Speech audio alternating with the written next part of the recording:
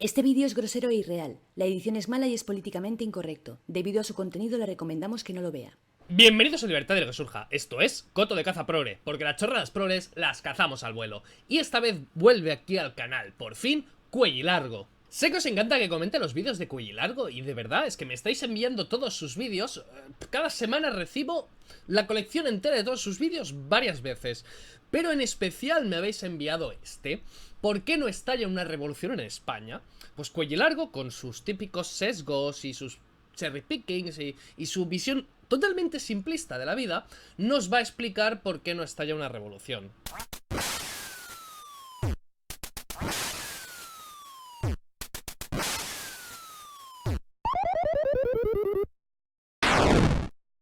Una revolución aquí en España, porque, o sea, nos va a explicar por qué no estamos todos liados a tiros, con matanzas, muertes y demás. Vamos a ver por qué pasa esto.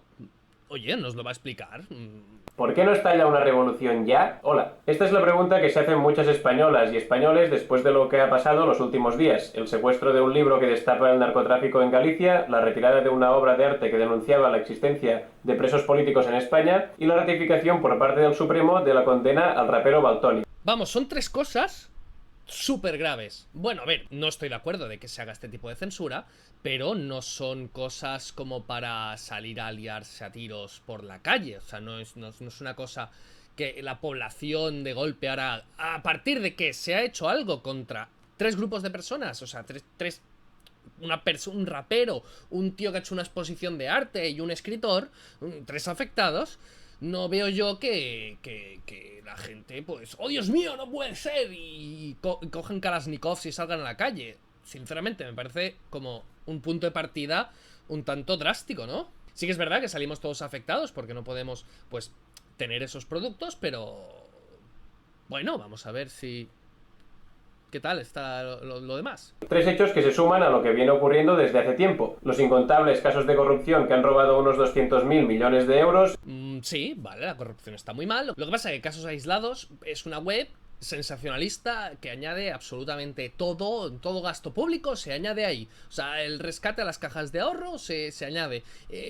Pues yo qué sé, construcciones. De verdad, es una locura absoluta lo que se llega a añadir ahí como corrupción. Pero que sí, que hay mucha corrupción. Vale, bien, pasemos a lo siguiente. El rescate a la banca con dinero público. No, realmente no ha habido ningún rescate a la banca con dinero público. Aquí en España solamente se han rescatado cajas de ahorros que pertenecían a comunidades autónomas y que eran cajas públicas. Ya está. El Estado ha rescatado al propio Estado, a sí mismo. Así que no es verdad que se haya rescatado a la banca privada. La reforma laboral que precariza el empleo hasta el punto de que hay personas que no cobran aunque tienen contrato y curran sus horas. Aquí dos cosas. Tenemos que hacer una revolución porque se ha hecho una reforma laboral que ha hecho que deje de destruirse muchísimo empleo. En una etapa de crisis de destrucción absoluta de empleo, lo que se hacía era que las empresas, en vez de despedir a varias personas para poder hacer rentable la empresa, lo que les pasaba era que las indemnizaciones por despido eran tan grandes que despedir a esa plantilla implicaba cerrar la empresa y despedir pues a todo el mundo. O sea, declararse en bancarrota, no dar indemnización a nadie y ya está, y cerrar y punto. Entonces lo que se hizo fue reformar eso y hacer que fuese mucho menos costoso despedir para que fuese mucho más fácil contratar, porque cuantos más riesgos asumes a la hora de contratar, menos se contrata. Por lo tanto, el paro deja de bajar tanto. Por ese motivo tenemos que salir a la calle a guillotinar gente, no lo sé. Y esto de que hay gente que con contrato que no está cobrando, eso no tiene absolutamente nada que ver con ninguna reforma laboral. O sea, no se ha permitido el contrato a cero. O sea, no se ha dicho, bueno, pues ahora mismo la gente podrá trabajar de gratis. No ha pasado eso, ¿eh? Si tienes un contrato y estás currando tus horas y no te pagan, puedes denunciar, ¿eh? El cambio del artículo 135 de la Constitución, que pone el pago del dinero prestado por los bancos como primera prioridad a pagar en los presupuestos. Vale, lo que hizo Rajoy con esto, con el 135, lo que hizo fue un préstamo al Banco Central Europeo para salvar la socialdemocracia española. Si no se hubiese hecho este rescate, se hubiese tenido que privatizar masivamente y cerrar muchísimo de todo el estado elefantiásico que tenemos, porque tendrían que haberse cuadrado costes. Estábamos en un déficit pues del 11%, estábamos gastando una barbaridad, porque del 2007 al 2008 se disparó el gasto de una manera, pero totalmente irresponsable. Y no quedaba otra, es que con la bajada drástica de ingresos y manteniendo ese gasto desorbitado, ¿qué esperas? Entonces te quejas de que se haya hecho, que esto era una cláusula por la cual si no se hacía esto, no se hacía el rescate. Entonces tu opción que era que si privatizase la sanidad, la educación y todas estas cosas, oye, guay, pero no creo que eso es lo que quisieras tú y no creo que es lo que quisiera la gente. De hecho, el rescate y demás lo que hizo fue apaciguar bastante a la gente. Perdonad que me alargue tanto, pero es que la gravedad está en que hay muchísimas cosas. A medias, porque además ya hemos dicho que no era ni siquiera a los bancos, era a las cajas, ese rescate y demás. El cierre del periódico vasco Egunkaria o la censura de esa portada del jueves. Vale, sí, lo del periódico ese era porque se pensaba que trabajaba con ETA y demás, y bueno, al final se vio que no tenía nada que ver, y bueno, sí, me parece mal que se cierren por decreto cosas. Bueno, y lo de la censura del jueves sí, me parece horrible. Pero oye, no creo que haya habido nunca una revolución en ningún sitio porque se ha censurado una portada de una revista. Es que yo alucino con los motivos que está dando para salir a la calle, pues vamos, a escopetazo limpio. La aprobación de la ley Mordaza, que según New York Times, Amnistía Internacional y Human Rights Watch amenaza los derechos de reunión y libertad de expresión en España. Me encantan las falacias de autoridad que usa este hombre, pero bueno, es bastante cuestionable la ley Mordaza, sí, vale. Pero ni de lejos lo que creen estos. El encarcelamiento de tuiteros y titiriteros. Correcto, está mal encarcelar a gente por dar su opinión. Igual que estaría mal, que lo defiende por cierto, pues multar o censurar el autobús de Hazte Oír o cosas conservadoras, porque sí, o sea, está igual de mal, pero él defiende unas y está en contra de otras. Es curioso este hombre. Las muertes, suicidios y caídas por las escaleras de jueces e imputados clave de la trama Gürtel. Esta teoría de la conspiración es curiosa, ¿no? Porque la trama Gürtel es un caso que empezó en 2007...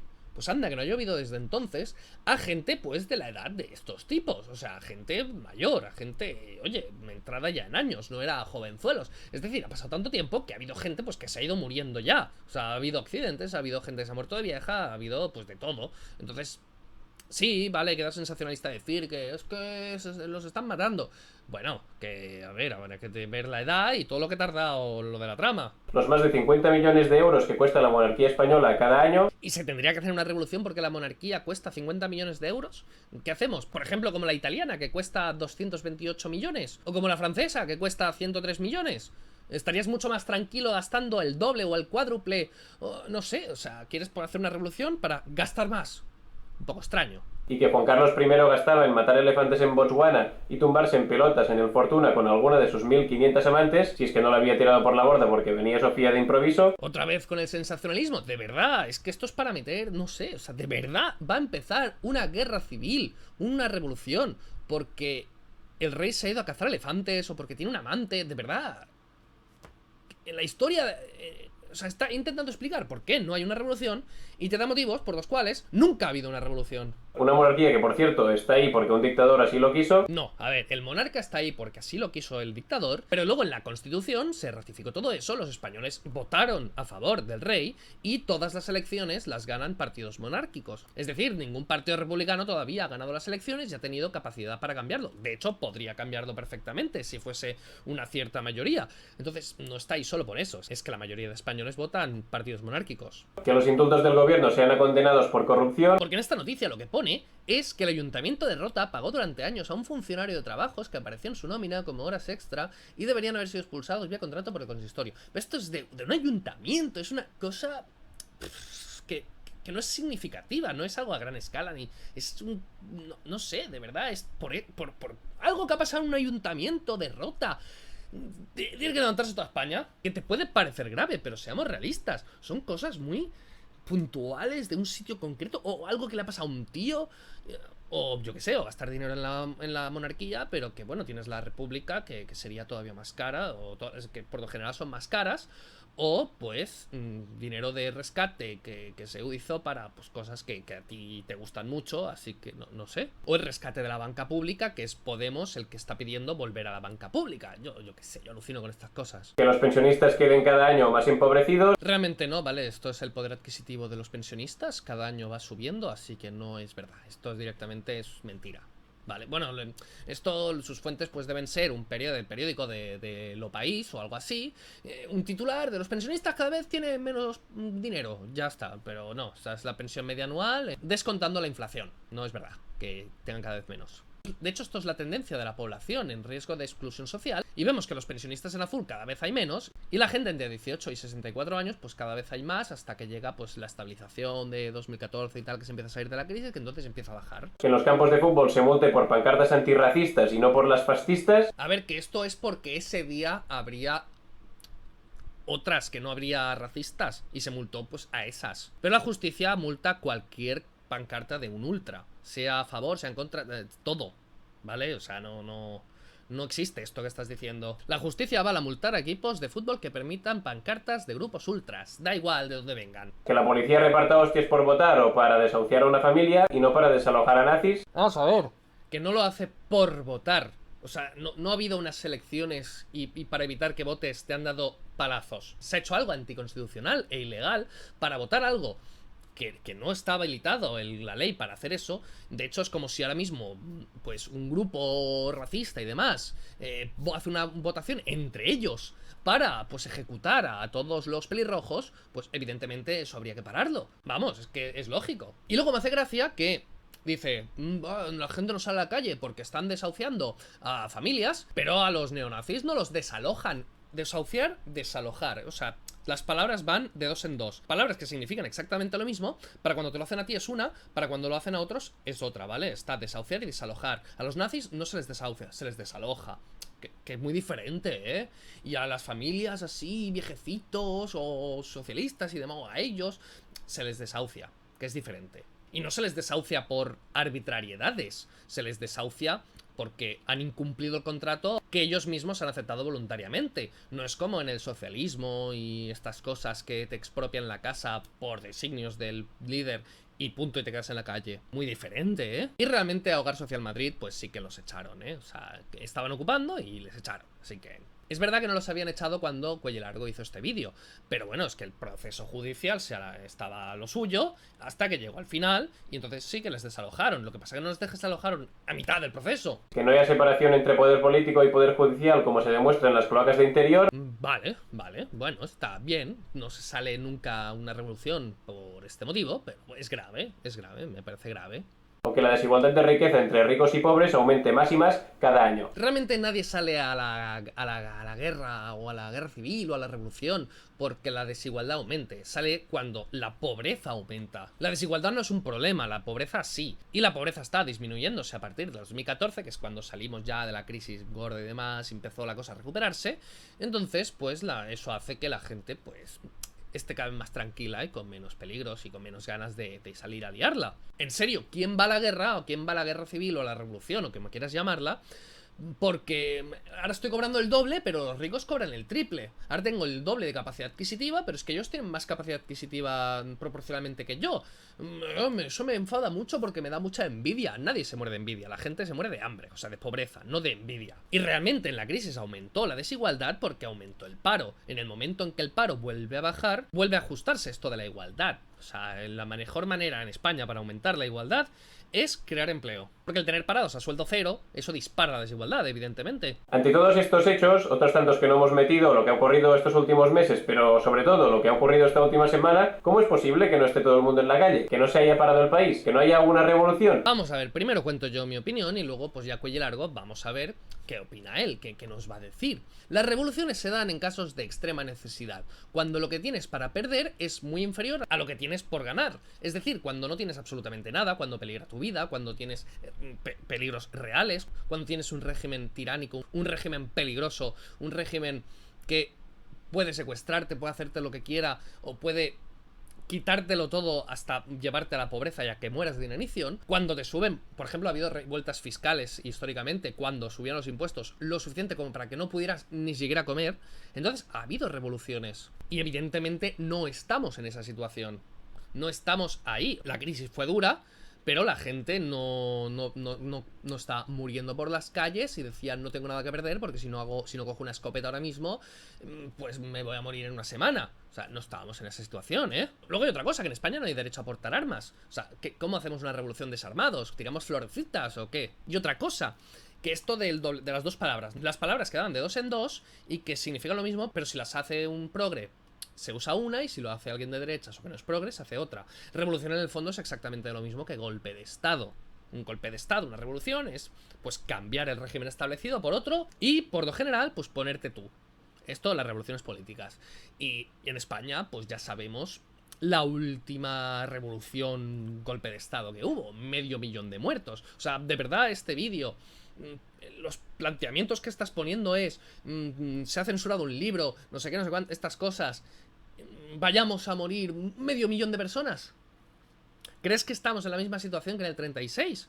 Estamos en la misma... O sea, está pasando lo mismo. Están matando a líderes políticos. De verdad, acaba de morir el líder de la oposición. Yo creo que no. No hay pistolerismo, no sé, no entran a tu casa policías y desapareces. No hay hambruna, no están quemándose cosas. Yo qué sé, o sea, no. Yo creo que la sociedad ha cambiado.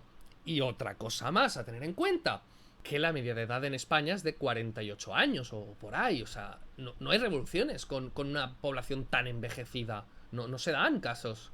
Se necesita gente joven, gente que tenga fuerzas, que pueda aguantar todo eso, porque es un desgaste físico brutal y mental. O sea, se necesita, vamos, unas condiciones brutales para que haya una revolución, un golpe de estado, que haya algo así. Entonces, evidentemente, no estamos en esa situación.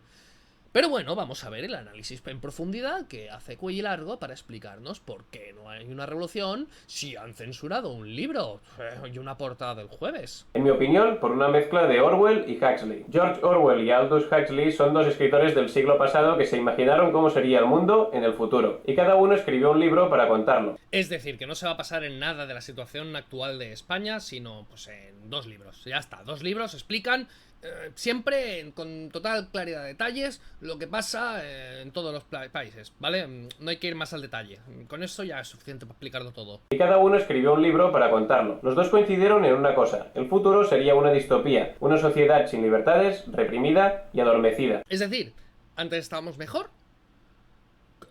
O sea, ahora estamos en una distopía, ¿no? O sea, estamos en el futuro ese de que describe. ¿Y cuándo ha sido la historia normal? O sea, es que me alucina esta gente porque siempre dicen, no, es que ahora vivimos muy mal, que cada generación vive peor, y luego se quejan de los que dicen que con Franco se vivía mejor. En el fondo están diciendo lo mismo, ¿no? O sea, se dicen que no, vivimos peor que nuestros padres. Una sociedad donde una revolución sería simplemente imposible. Las distopías hacia donde se dirigía la humanidad, según cada uno, quedaron dibujadas en sus famosas obras 1984 de Orwell y Un mundo feliz de Huxley.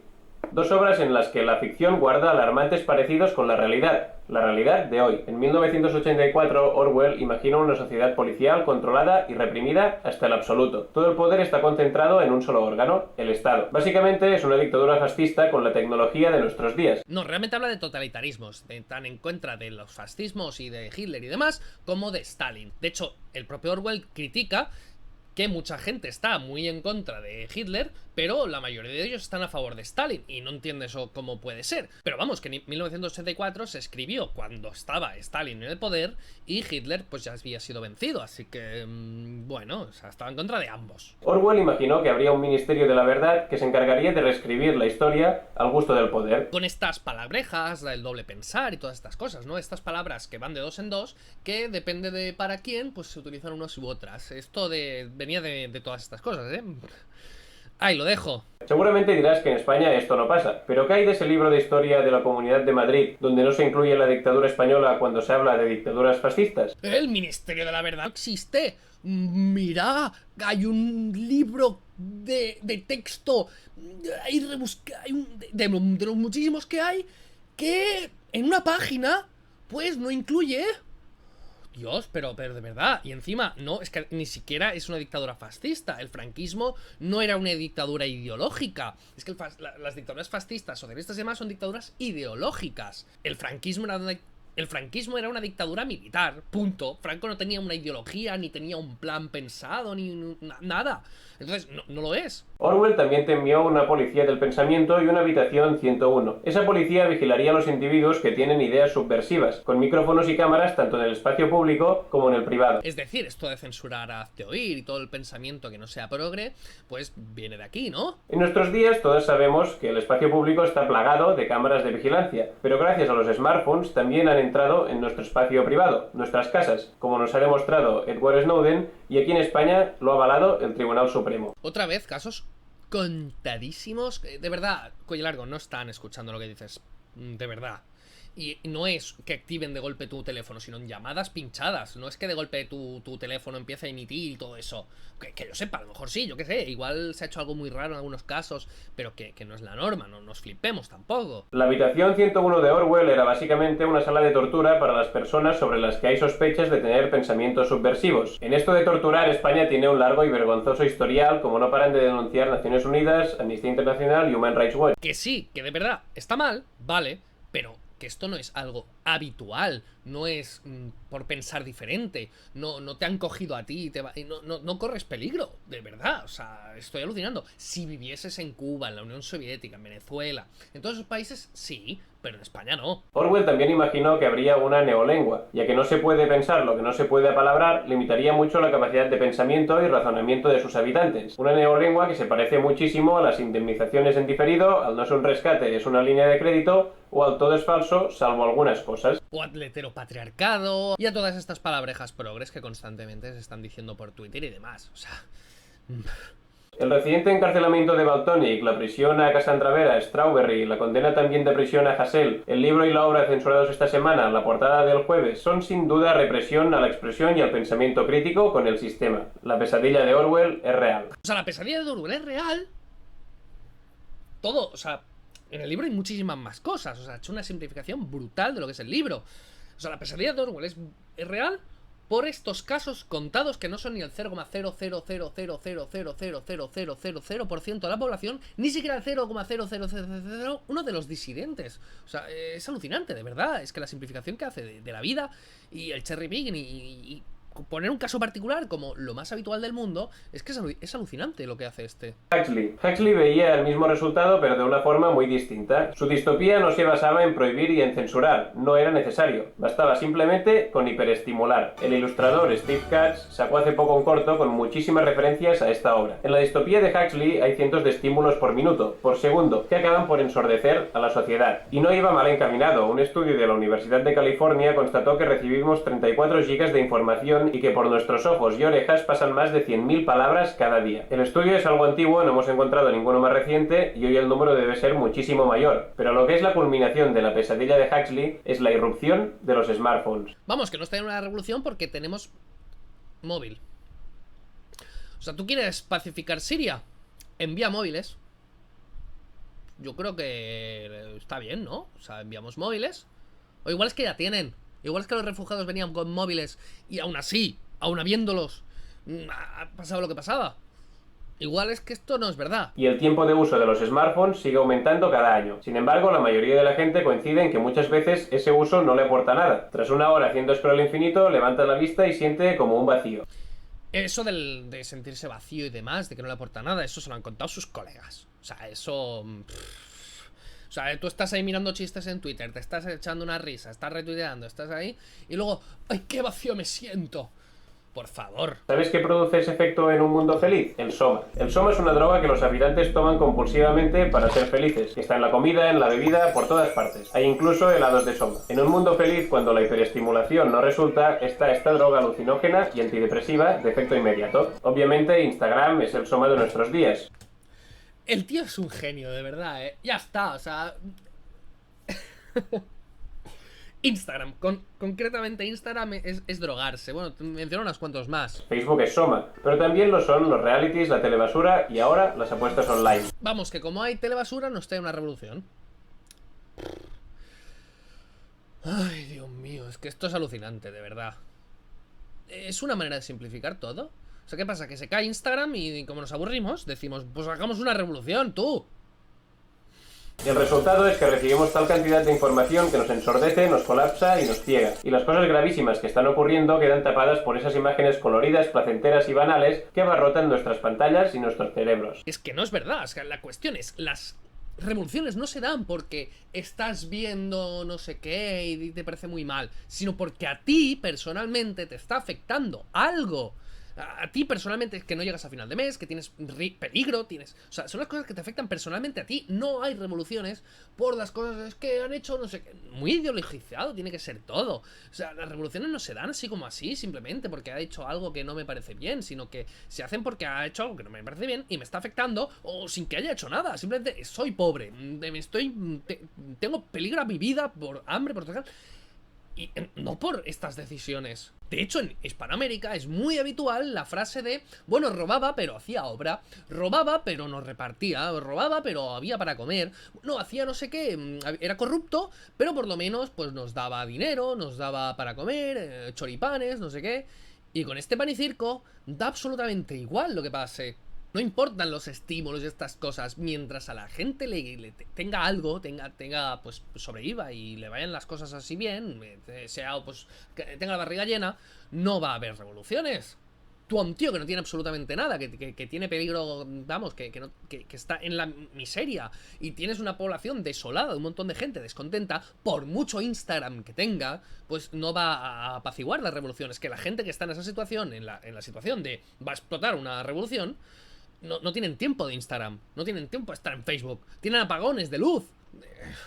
Normalmente se dice que el mundo de hoy apunta a que Huxley era quien tenía razón. No estoy de acuerdo. Está claro que es su distopía la que actúa en un primer momento, cuando la gente obedece por su propio pie. Pero cuando un individuo se desvía, deja de tomar soma y levanta la voz para avisar al resto, entonces despierta la cara orwelliana, la que manipula, la que censura, la que reprime, la que tortura y la que controla por el miedo. Obviamente hay rasgos de Orwell y Huxley en nuestra sociedad. Evidentemente. Evidentemente el Estado tiene demasiadas funciones y afecta demasiado al individuo. Por supuesto.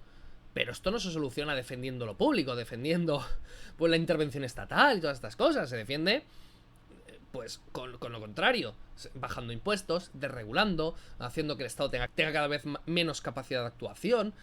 O sea, se soluciona con capitalismo, se soluciona liberalizando la economía, se soluciona apartando al Estado y reduciéndolo a su más mínima expresión o haciéndolo desaparecer, pero no aumentándolo o haciendo pues que se encargue, yo que sé, que dependa del Estado el tener casa o no, que dependa del Estado la comida porque es pública, que dependa del Estado la sanidad, la educación. O sea, ¿cómo queremos evitar 1984 o Huxley o Mundo Feliz? Pues dejando la educación en manos del Estado. Es que eso es una abominación, es una barbaridad, en serio. Y la que controla por el miedo. Entonces no hay una revolución porque cuando no funciona la sedación, actúa la represión. Es importante despertarse, levantarse y plantarse ya. Si no, acabaremos viviendo no en una, sino en lo peor de las dos pesadillas. Es decir, que hace falta levantarse, o sea, dar un golpe de Estado, que es en el fondo pues el doble pensar, estas dos palabras que van juntas. ¿Estás diciendo que de verdad quieres algo que mate pues a medio millón de habitantes? Que en su momento pasó, ahora seguramente sería más. Porque a Cassandra le han multado por tuitear. ¿En serio me estás diciendo esto? ¿De verdad simplificas tanto en el análisis actual que nos estás diciendo que bueno, que no solo que no hay revolución por eso, sino que haría falta? ¿De verdad tenemos que hacer ahora una revolución violenta? Porque si no, ¿qué? Las revoluciones políticas son violentas. Otra cosa es una revolución cultural que lleva un reformismo político y poco a poco hacer la batalla cultural y que poco a poco la política pues vaya tendiendo una dirección. Pero es que eso no es una revolución. No tiene nada que ver con lo que estás mencionando. Entonces, ¿qué propones? Me alucina de verdad. Es que este vídeo es oro, puro oro. Y el análisis simplista de por qué no está en la revolución, bueno, eso ya es una maravilla. ¿De verdad pensáis todo esto? ¿De verdad pensáis que es en esencia esto es que no llega a ser por esto y vamos, no llega a ser por Instagram y vamos, estaríamos aquí matándonos? Madre mía. Bueno, pues hasta aquí el vídeo de hoy. Espero que os haya gustado. Espero que os guste que os hable de estas cosas, de cosas que hacen los progres, de ideas de la libertad, de historia, de actualidad. Y si es así, si te gusta que esté aquí contándoos pues estas batallitas y desmontando todas las falacias de los progres, colabora en Patreon, colabora en PayPal, porque es triste vivir de donaciones, pero más triste es vivir de subvenciones. O si no, dale me gusta, comparte, habla de esto con quien conozcas. Un saludo y nos vemos. Este vídeo es humor y parodia. Si le ha ofendido, tome la medicación que le ha dado el psiquiatra. Si le ha gustado, le recomendamos que se suscriba y le dé me gusta.